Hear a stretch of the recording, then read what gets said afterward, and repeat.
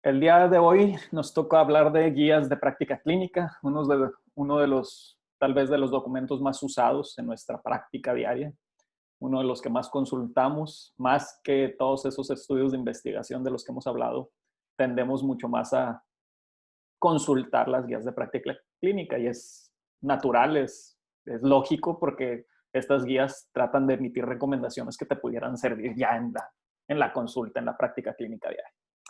Entonces, el día de hoy lo que vamos a hacer es ver el porqué de las guías de práctica clínica, cómo se formulan las recomendaciones dentro de las guías de práctica clínica, en qué guías pudiéramos confiar y dónde encontrarlas para terminar.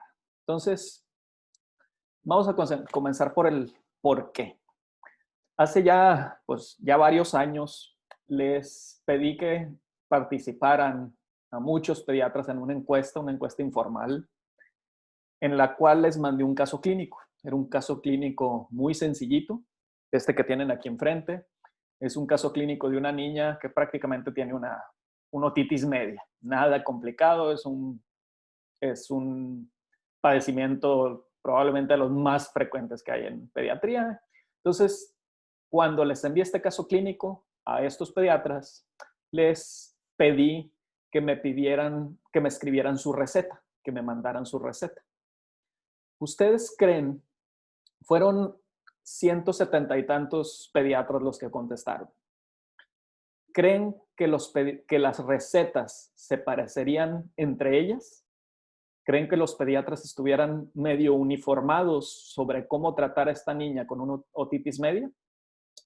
En total fueron 179 pediatras y vean toda la cantidad de medicamentos distintos que se le dieron a este caso hipotético. Esta niña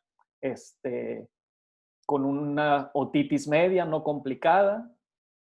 Vean cómo hay un montón de diferentes tipos de antibióticos, antihistamínicos, analgésicos, antiinflamatorios, algunos tópicos, algunos tomados, algunos dijeron que no iban a dar ningún tratamiento. Entonces, aquí esto resalta variabilidad. Es entendible que, por ejemplo, tú tengas dos pacientes con la misma enfermedad, que sean dos pacientes muy similares y que por las características individuales de cada uno de estos dos pacientes tú decidieras dar un tratamiento distinto a ambos. Por cuestiones tan sencillas en pediatría como el sabor, tal vez. Tú sabes que uno no se lo va a tomar porque no le gusta tal medicina y entonces le cambias la receta. Entonces ya, los dos pacientes tienen la misma enfermedad, son similares, pero ya los trataste distinto. Pero aquí, en esta encuesta, tenemos un mismo paciente. Es un mismo paciente que lo están viendo muchos ojos y al verlo muchos ojos estamos terminando con un montón de tratamientos diferentes. ¿Está bien tanta discrepancia en un mismo paciente? Digo, está claro que existe variación en la práctica médica, pero no debería de haber una variación exagerada. O sea, tendríamos que estar más o menos en el mismo canal. Entonces, la variabilidad en la práctica clínica, en la práctica pediátrica y clínica en general, es una variación que no puede ser explicada ni por el tipo del paciente, ni por la severidad, ni por las preferencias de los pacientes, y que no se explica tampoco ni por las necesidades o recursos o valores de los pacientes, y que es superior a lo que esperaríamos por azar. Esto estaba estudiado desde hace muchísimo y hay variabilidad que no se explica, que no debería de existir tanta variabilidad. Entonces, ahí es donde entran las guías de práctica clínica. Tratan de optimizar el cuidado de los pacientes. Tratan de cierta manera, disminuir las discrepancias o esa variación no justificable en la práctica clínica. Esa es la primera razón para la existencia de las guías de práctica clínica. Y la segunda, pues es muy sencilla. Es la sobrecarga de información que podemos tener. Imagínense, diario se pudieran estar publicando casi 2,000 artículos únicamente en Medline y más de 70, 80 ensayos clínicos aleatorios. Es muy difícil estar al día, ¿no? Es imposible estar leyendo todo eso. Entonces, ¿para qué existen las guías de práctica clínica? Para disminuir la variabilidad por un lado, para manejar la sobrecarga de información y todo esto en teoría debería de orientar la toma de decisiones en salud. Ese es el por qué existen las guías de práctica clínica. Después de esto sigue, ok, ¿cómo se redactan estas guías de práctica clínica? Y más que cómo se redactan, también cómo se emiten, cómo se redactan las recomendaciones, de dónde provienen y cómo se leen estas recomendaciones. Y si ustedes se ponen a pensar en las guías de práctica clínica de su especialidad o de su área profesional, van a acordarse que hay un montón de idiomas. Y con idioma no me refiero al inglés y al español. Me refiero a un montón de idiomas de letras minúsculas, de números, de letras A, B, C, D, X, A, 1A, 1B, R. Cuando tú lees guías de práctica clínica, te topas con una torre de Babel, porque hay un montón de sistemas de graduación de la evidencia y te tratan de clasificar lo que se encontró para emitir esa recomendación con un montón de números y de letras. Y dependiendo de lo que estés leyendo, te lo ponen diferente. Entonces, hay un montón de idiomas en ese sentido. De hecho, existen más de 60 sistemas de graduación de la evidencia. Es como decir que existen más de 60 idiomas de redacción de recomendaciones en las guías de práctica clínica. Y la verdad es que ha habido muy poca evaluación en el impacto de cómo se redactan estas guías de práctica clínica en los pacientes, en los desenlaces clínicos o en la actitud de los médicos al leer estas guías de práctica clínica.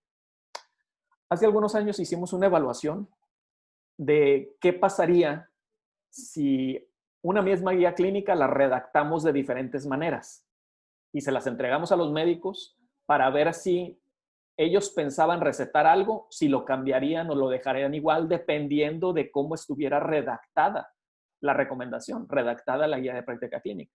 Entonces hicimos un caso clínico de un niño con diarrea y les preguntamos a los médicos, que fueron más de 200 que participaron en este estudio aleatorio, les preguntamos si recetarían ese medicamento en ese niño con diarrea antes de que nosotros les mostráramos una guía de práctica clínica.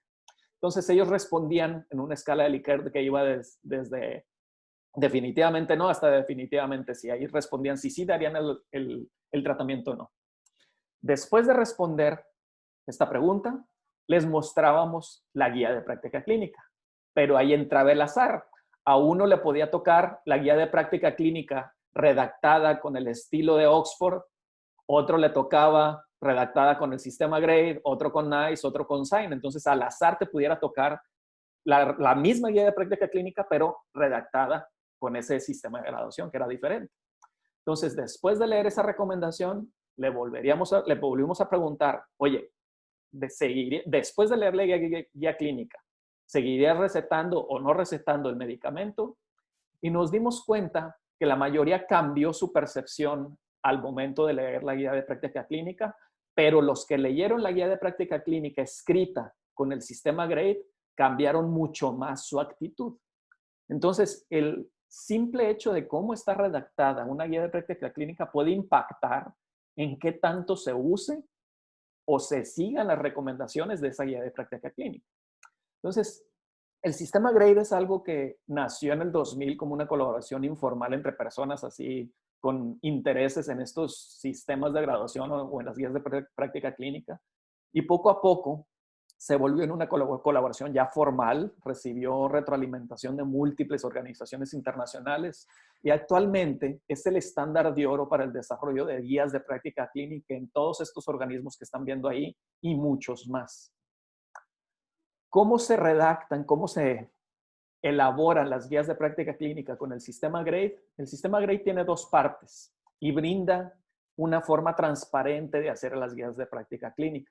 Por un lado, gradúa la calidad de la evidencia, la calidad de las pruebas, la calidad de los estudios que existen. Y después de eso considera muchos otros factores para emitir una recomendación y te divide las recomendaciones en dos tipos de fuerza, o sea, de qué tanto te lo recomienda. Vamos comenzando con la calidad de la evidencia. ¿Qué significa hablar de calidad de la evidencia dentro del sistema Grade? Esto lo ilustran muy bien en el BMJ desde hace ya más de 10 años, con esta caricatura que le dice un meteorólogo al otro. Bueno, calculo que hay 40% de probabilidades de lluvia el día de hoy y un 10% de probabilidad de que sepamos de qué estamos hablando.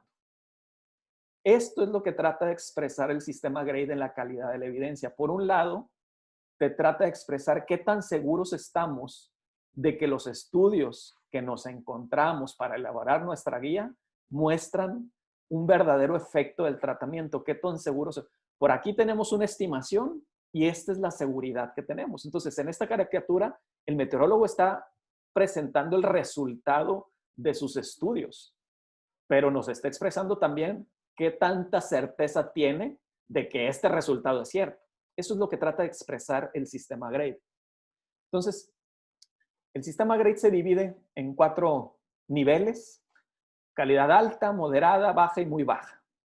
Entonces, esto que trata de expresar de que los estudios que te encontraste y todos los resultados de esos estudios, si están bien hechos, si tienen un montón de cosas que te hacen sospechar, que te dan mucha certidumbre, terminarías con una calidad alta de la evidencia. Es decir, dirías que en base a todos esos resultados ya estás casi seguro que ese es el verdadero efecto de un tratamiento.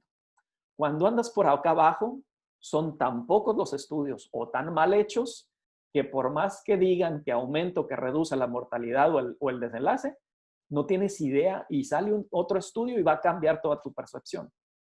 Entonces, a eso se refiere la calidad de la evidencia. ¿Qué tan seguros estamos de que lo que ya se estimó en los estudios de investigación que encontraste para responder la pregunta en tu guía de práctica clínica ya se está acercando a la verdad, al verdadero efecto de tal o cual tratamiento o a la verdadera exactitud de tal o cual prueba diagnóstica? Ahora, esto si recuerdan todos esos sistemas de graduación de evidencia, casi todos los sistemas dividen los estudios de investigación en un montón de niveles y te ponían niveles parecidos a estos, y a cada uno de estos niveles le ponían letras o le ponían números.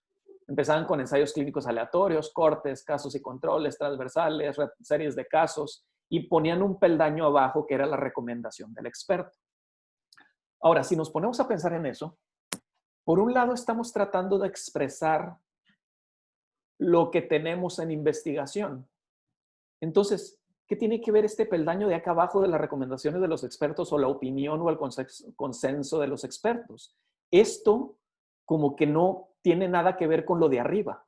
¿Por qué? Porque la opinión de los expertos siempre se va a usar, siempre se va a utilizar, siempre va a existir y es algo aparte. Si se acuerdan de las 3 esferas de la medicina basada en evidencias, por un lado tenemos esa opinión, esa pericia clínica, ese colmillo clínico, ese juicio. Por otro lado tenemos la investigación y por otro lado tenemos los valores y preferencias de los pacientes.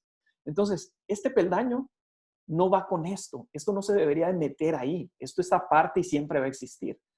Y eso es de las primeras cosas que se hizo dentro de GRADE. Se quitó ese peldañito del consenso de los expertos o de la opinión de los expertos. Y lo otro que se trató de hacer desde un inicio fue todos estos niveles, que algunos sistemas tienen más niveles que estos que estoy poniendo ahí, se simplificaron a 2 niveles. Por un lado tenemos los ensayos clínicos aleatorios y por otro lado tenemos todos los estudios que no son aleatorios y que son observacionales. Y de estos 2 niveles partes diciendo que si encontraste para responder tu pregunta de esa guía clínica puros ensayos clínicos aleatorios, tendrías una alta calidad de la evidencia. Si encontraste puros observacionales, tendrías una baja calidad de la evidencia. De ahí partes, pero eso no termina ahí para emitir la recomendación en la práctica clínica. ¿Por qué? Porque ya hemos visto que no por ser ensayo clínico va a estar perfecto o no por ser observacional va a estar muy mal. Entonces, si en la guía de práctica clínica yo fui a buscar estudios para elaborarla y me encontré puros ensayos clínicos, pero estos ensayos clínicos que me encontré tenían un montón de sesgos, estaban mal aleatorizados o no dieron seguimiento o no pudieron hacer seguimiento, lo que ustedes quieran, entonces pudieran bajarle la calidad. Tú partiste de que ensayo clínico aleatorio es alta calidad, pero está lleno de sesgos, bájale un peldaño. Y resulta que hay inconsistencias también. Unos ensayos clínicos que te encontraste dicen que sí y los otros que no. Oye, puedes bajar la calidad por esas inconsistencias en los resultados. Capaz de que te encontraste en esos ensayos clínicos pura evidencia indirecta, es decir, era estudios sobre pacientes con riesgo cardiovascular y midieron como desenlace únicamente el colesterol, pero no midieron infartos. Bueno, ahí tienes una evidencia indirecta porque no midieron los infartos, que es lo que más te interesa, y nomás midieron el nivel del colesterol. Eso es evidencia indirecta y pudieras bajar calidad por eso. Y luego en los estudios que te encontraste, tienen o poquitos pacientes o tienen poquitos desenlaces, entonces tienen los intervalos de confianza bien amplios, por lo tanto los resultados de esos ensayos clínicos son muy imprecisos, pudieras bajar la calidad. Y luego, al encontrar todos esos ensayos clínicos aleatorios, los acomodas en un funnel plot, en un gráfico de embudo y te sale todo chueco el triángulo, todo asimétrico el triángulo y sospechas que puede haber un sesgo de publicación, pudieras bajar la calidad de la evidencia. Normalmente no bajas tantos peldaños, considerando estas 5 cosas bajas alrededor de 2 peldaños, entonces si empiezas con altas, terminas en baja, si empiezas con moderada, terminas en muy baja. Pero bueno, por más de que sean ensayos clínicos aleatorios, pudieras terminar con una calidad baja de la evidencia. Y al revés, suponiendo que al elaborar la guía de práctica clínica te encuentras una revisión sistemática que incluye puros estudios observacionales, bueno, tú partes de que es calidad de la evidencia baja. Pero resulta que en los estudios esos, los resultados tienen RRs de 3, 4, 10 o RR de 0.1. Es decir, el resultado habla de una asociación o un impacto muy grande del medicamento o de la exposición. Entonces, cuando tienes números tan grandes, pudieras sospechar de que hay una fuerte asociación y si esto es consistente en todos esos estudios observacionales, pudieras subir la calidad de la evidencia. Igual, si te encuentras un gradiente dosis-respuesta, por ejemplo, ayer hablábamos del efecto del etanol para la coordinación psicomotriz. Bueno, ahí tenemos un gradiente dosis-respuesta muy posible, que entre más tomas alcohol, más te emborrachas y más pierdes control. Entonces hay un gradiente de dosis-respuesta, entonces pudieras subir calidad de la evidencia. Y si en estos estudios observacionales los autores hicieron todo el esfuerzo por ajustar todos los factores de confusión, por considerar todo lo que pudiera confundir, bueno, pudieras partir de una calidad de la evidencia y terminar baja y terminar en moderada o en alta. Entonces, ese es el primer paso del sistema GRADE, hablar de la calidad de la evidencia, es decir, qué tanta certeza te brindan esos estudios que ya encontraste. ¿Okay? Pero ahora, cuando queremos pasar a las recomendaciones, ahí ya es diferente porque la recomendación no nada más se va a basar en la calidad de la evidencia. La recomendación no nada más se va a basar en los estudios de investigación. ¿Por qué? Porque hay un montón de otros factores diferentes que pudieran influir. Entonces, si tú quisieras recomendar algo, vas a tomar en cuenta, es cierto, la evidencia, pero también necesitas tomar en cuenta qué tanto te van a aceptar el tratamiento. Hablábamos del sabor, de cosas tan sencillas, tal vez en pediatría. Si el niño no se va a tomar el medicamento por más de que se los ofrezcas, bueno, esto ya compromete qué tanto lo puedas recomendar. Puede ser el uso de recursos, aspectos de equidad, o cuando haces el balance entre los posibles efectos secundarios y los beneficios que te encontraste en esta evidencia, los valores de los pacientes, cuestiones incluso religiosas pudieran entrar aquí. Entonces, no es nada más los estudios de investigación y la calidad de la evidencia la que te va a hacer tomar o brindar una recomendación, una decisión en salud. Entonces, cuando tomas todo esto en cuenta, el sistema GRADE divide las recomendaciones en recomendaciones fuertes o recomendaciones débiles o condicionales. ¿Cómo sería una recomendación fuerte? Cuando el panel de la guía tiene suficiente certidumbre con la cual los efectos buenos de la intervención sobrepasan por mucho los malos. Esta terminaría como una recomendación fuerte para utilizar tal o cual tratamiento. Pudieras tener mucha certeza también al revés, mucha certeza de que los efectos malos pudieran sobrepasar a los buenos. Si tienes suficiente certeza para eso, pudieras terminar con una recomendación fuerte para que no uses ese tratamiento. Y esto es tanta la certeza para un lado o para el otro, que los pacientes aceptarían ese tratamiento, los médicos lo recomendarían y los gestores en salud lo incluirían en sus cuadros básicos. En cambio, cuando tienes recomendaciones condicionales o débiles, ahí hay cierta duda. Pudieran ser mejores los beneficios que los efectos nocivos o viceversa. Y ahí terminarías con una recomendación condicional, cuando no tienes una alternativa claramente superior. Y bueno, seguir la recomendación pudiera ser lo mejor en ciertas situaciones, pero no siempre. Tal vez en algún subgrupo de pacientes no deberías de hacer esto. Entonces ya tienes recomendaciones condicionales. Y ojo, como para emitir una recomendación, no nada más te fijas en la calidad de la evidencia, te puedes topar con que hay recomendaciones fuertes y que tienen calidad de la evidencia baja. O al revés, recomendaciones débiles o condicionales y que tienen calidad de la evidencia alta. ¿Cómo es esto? Pues es una recomendación de hacer algo para la salud y que tiene muy poquitos estudios o muy mal hechos. Esta de abajo sería una recomendación de hacer algo en salud que a veces lo deberías de hacer, a pesar de que tienes un montón de estudios muy bien hechos. Ejemplos tan sencillos como este. Tirarte de un avión y ponerte paracaídas. Esto sería una recomendación fuerte para hacerlo.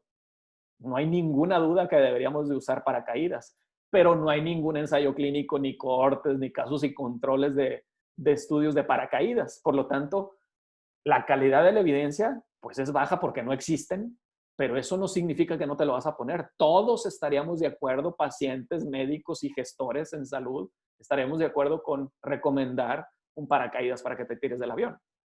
Entonces, puedes tener recomendaciones fuertes con calidad de la evidencia baja. Al revés, una recomendación débil o condicional con una calidad de evidencia alta significaría que tienes un montón de ensayos clínicos muy bien hechos y terminas diciendo, tal vez úsalo.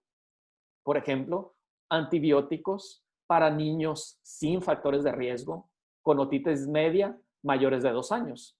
Aquí te dicen que el beneficio en este subgrupo de pacientes de los antibióticos pudiera ser muy pequeño, pudiera ser limítrofe, y cuando lo comparas con la cantidad de resistencia bacteriana o la cantidad de diarreas o de exantemas que te pudieran ocasionar, ahí empieza a perder su peso ese beneficio contra ese riesgo en este subgrupo de pacientes. Por lo tanto, tienes un montón de ensayos clínicos muy bien hechos en estos pacientes que te dicen que, bueno, hay que cuidar los antibióticos en estos niños en particular.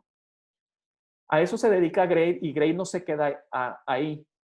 GRADE tiene ya muchos grupos de trabajadores, grupos de colaboradores que se han esforzado por hacer diferentes tipos de herramientas para toma de decisiones en salud. Por ejemplo, tienen una que es el Guideline Development Tool, que es este sistema que es gratis. Tú te metes ahí y puedes sacar tu cuenta. Tú puedes iniciar proyectos y estos proyectos pueden ser desde una guía de práctica clínica completa o hasta un resumen de hallazgos para hacer una revisión sistemática. Todo esto está traducido incluso al español y te va guiando paso por paso. Y luego también te da estos que se llaman perfiles de evidencia o estos que se llaman en marques frameworks para transformar la evidencia a la decisión. Y esto te sirve para desmenuzar todo lo que tendrías que considerar para tomar una decisión sanitaria. Y esto, por ejemplo, esto se va llenando automáticamente a medida que tú estás metiendo todo lo que encontraste. Y esto te formula un documento que tú lo pudieras presentar ante un comité en un hospital para convencer que se implemente tal o cual tratamiento que no esté implementado en ese cuadro básico de ese hospital. De igual forma, hay otras herramientas para la toma de decisiones compartidas en las cuales tú tienes 2 tratamientos distintos y tienes todos estos desenlaces que pudieran verse influidos por esos 2 tratamientos. Y le puedes preguntar al paciente, bueno, de todos estos, ¿cuáles se te hacen más importantes? Y escoge 2 o 3 de esos que son los que más le importan a ese paciente en particular. Y al momento de escogerlas, te genera estos números diciéndote, si te tomas este medicamento comparado con el otro, pudiera reducirte esto, pero te pudiera aumentar esto. ¿Cómo ves? ¿Vemos otras opciones o seguimos con este tratamiento? Entonces puedes tomar una toma de decisiones compartida con los pacientes dependiendo de la enfermedad y dependiendo del paciente que tengas enfrente. Muy bien, entonces así es como se emiten las recomendaciones. Ahora, ¿en qué guías confiar? Yo creo que antes de ver en qué guías confiar, vamos a reflexionar un poquito poniendo este ejemplo. ¿Qué pasa si las recomendaciones de las guías de práctica clínica no te gustan? ¿Qué pasa si te dicen que no hagas cosas que sí haces o te dicen que hagas cosas que no haces? Ya no te gustan esas recomendaciones de esas guías de práctica clínica. Por ejemplo, la guía de bronquiolitis de la Academia Americana de Pediatría y la mayoría de las guías de bronquiolitis de las otras academias y sociedades dicen que en niños con bronquiolitis no uses salbutamol. Y te lo ponen como recomendación fuerte, no condicional, no débil. No uses salbutamol. Te dicen, no uses epinefrina. En algún subgrupo de pacientes pudieras considerar solución hipertónica, pero de preferencia no la uses. Oye, lees, no hagas esto, no hagas el otro, no hagas al otro, y llega un punto que te enoja y te, oye, pues, ¿qué quieres que haga? O sea, te caen gordas estas guías de práctica clínica que te están diciendo que no hagas nada o que te están cambiando todo lo que normalmente haces.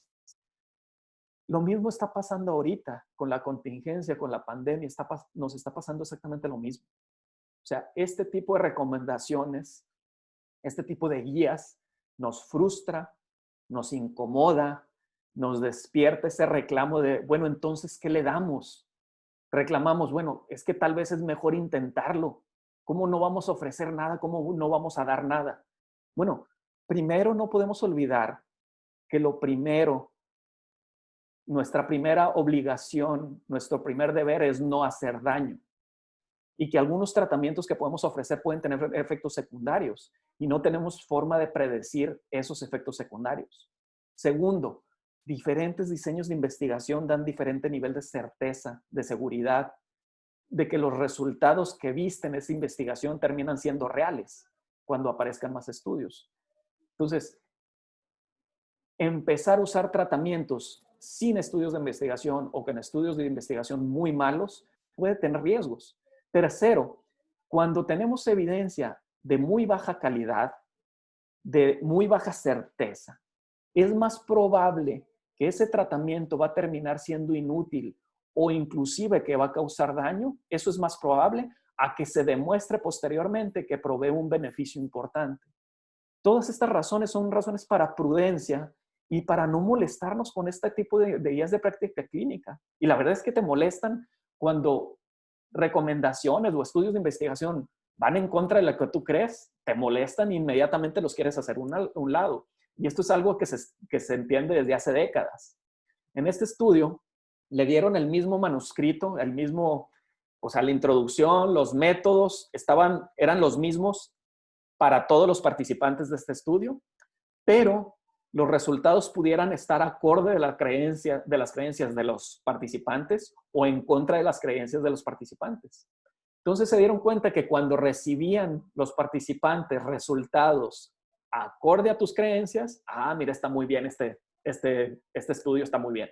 Pero cuando lo recibes en contra, hasta errores de ortografía le encontraron al papel. Porque cuando está en contra le empiezas a buscar hasta por todos lados para encontrar algo que justifique no hacerle caso a ese papel y racionalizar. Yo hago esto por esto o el otro, por lo tanto yo tengo razón. Entonces, antes de ponernos en ese plan ok, no me gustó esta guía de práctica, estas recomendaciones de esta guía de práctica clínica, yo creo que lo primero que tenemos que hacer son los mismos pasos que hemos estado haciendo con todos los demás estudios. Primero, ¿cómo está hecha esa guía de práctica clínica? Después de que vi cómo está hecha esa guía de práctica clínica, ok, veo las recomendaciones, los resultados, y ya viendo las recomendaciones veo si lo puedo aplicar. Entonces, antes de leer las recomendaciones, tenemos que considerar si la guía de práctica clínica está bien elaborada, bien hecha. Uno de los instrumentos que se utilizan para evaluar las guías de práctica clínica es el instrumento AGRI, que va en el AGRI 2, que es una lista de cotejo amplia que tiene 23 ítems y que está traducida al español, pero que pues tardas tiempo en evaluar una guía de práctica clínica. Entonces, esto no es tan fácil cuando lo tienes en la práctica diaria de tu consulta, de tu hospital. Pues estar haciendo una evaluación con el AGRI para cada guía de práctica clínica, pues no es tan fácil. Se acaba de publicar esta evaluación que nosotros hicimos de una muestra representativa de las guías de práctica clínica del CENETEC, del Catálogo Maestro Nacional. Salió publicada esta evaluación este mes y tratábamos de ver qué tanto qué tan bien hechas estaban utilizando el sistema GRI2 y verificando también qué tanto se adhieren las guías de práctica clínica del CENETEC al sistema GRADE. Se supone que se deberían estar, que se debería estar usando este sistema. Y es cierto, ok, viendo este estudio te das cuenta que falta mucho por hacer, pero este tipo de evaluaciones para eso sirven, para tratar de mejorar la calidad de las guías de práctica clínica. Y como les digo, este tipo de estudios, ok, el usar el instrumento AGRI-2 es algo laborioso, pero también tenemos ciertos puntos que pudiéramos palomear en las guías de práctica clínica de forma más veloz, más rápido, más amigable. Hay 6 puntos que podemos buscar. El primero es que las guías de práctica clínica y las recomendaciones se basen en revisiones sistemáticas, que tomen en cuenta revisiones sistemáticas y no un estudio, 2 estudios o los estudios que se les antojó. O sea, lo mejor es que estén basadas en las revisiones sistemáticas que existen o que se hagan revisiones sistemáticas para hacer esas guías de práctica clínica.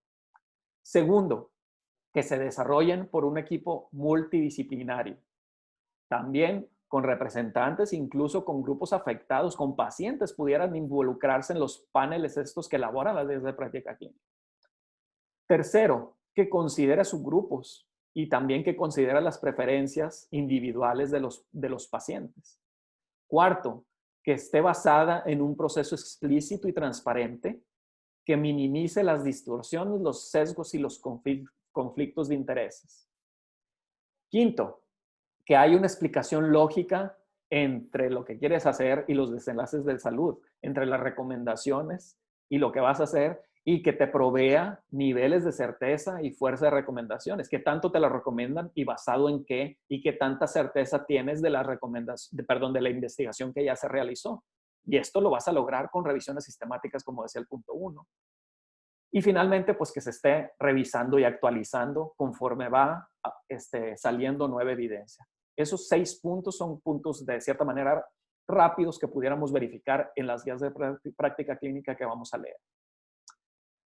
Entonces, después de ver esto, sigue dónde encontrarlas.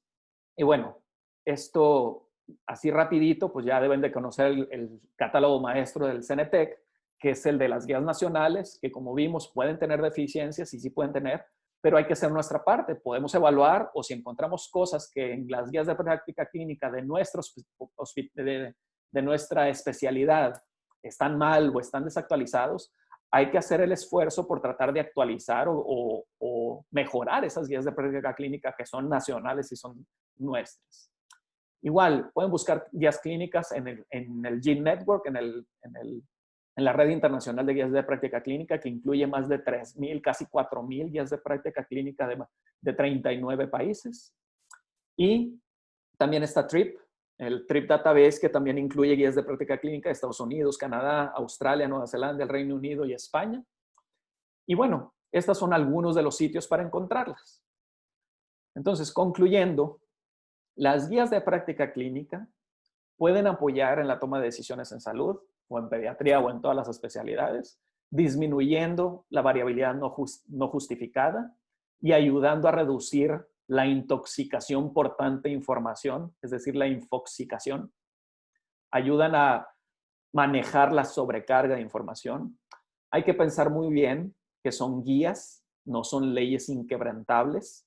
Pueden no aplicar según el contexto. Entonces, si yo tengo un protocolo hospitalario, una guía de práctica clínica que me dice que tengo que hacer esto, yo pudiera optar por hacer lo otro, pero tengo que justificarlo y tengo que anotarlo, el por qué voy a hacer lo otro y no esto que te dice la guía de práctica clínica. ¿Ok? Muy bien.